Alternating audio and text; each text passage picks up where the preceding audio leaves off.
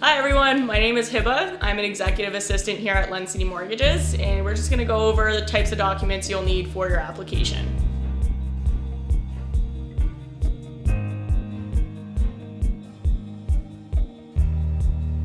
Yeah, so we're going to talk about the different scenarios that you'll encounter based off of what you're looking to do with your application and the types of documents that you will need and that would be very helpful to have on hand and ready to go, just to make for a smoother application process all around.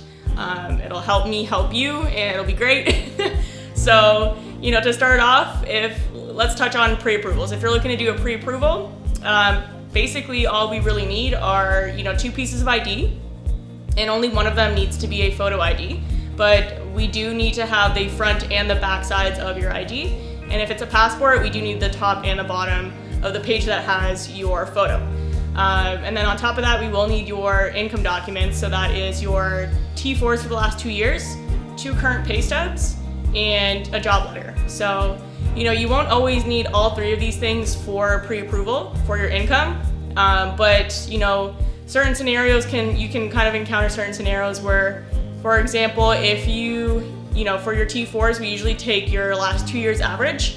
But if you, let's say, start a new job in the last year, and now, your average of your T4s is lower than your job letter states, then at this point, we can use your job letter income. So there are situations like that can occur that can just make for variations in what kind of documents we do use for your application. But typically, it'd be good to just have all 3 of those on hand, ready to go. That way you don't have any delays or you won't encounter any problems with that. So then if you're looking to do, let's say like a refinance, if you have a purchase and a live deal, or if you're an investor, typically you will need all documents. So what this means is essentially everything you've put on your application, we will need proof of. So again, we will need your 2 pieces of ID, we will need your income documents, so your T4s for the last 2 years, 2 current pay stubs, and a job letter. Also, we will need your tax documents, so things like your NOA, your notice of assessment for the last 2 years. This is just to prove that you have paid your taxes. The lenders will need proof of that. If you're self-employed or own any properties, we will need your T1s instead of your T4s for the last 2 years.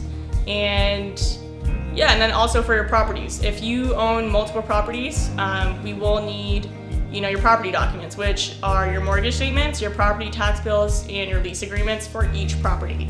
So it is important, it is a lot of documents, especially if you own multiple properties, it can really stack up. But it is important that we have all documents on hand.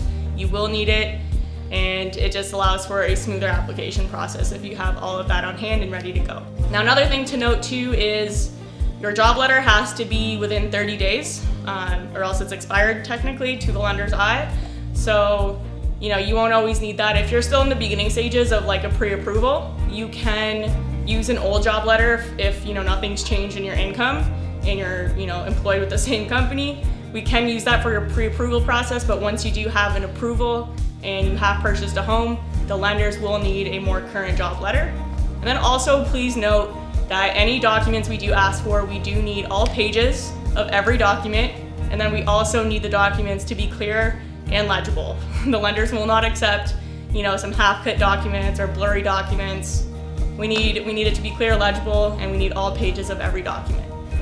Yeah, if you have any questions or if you want more information, please contact us right here, and you have a great rest of your day.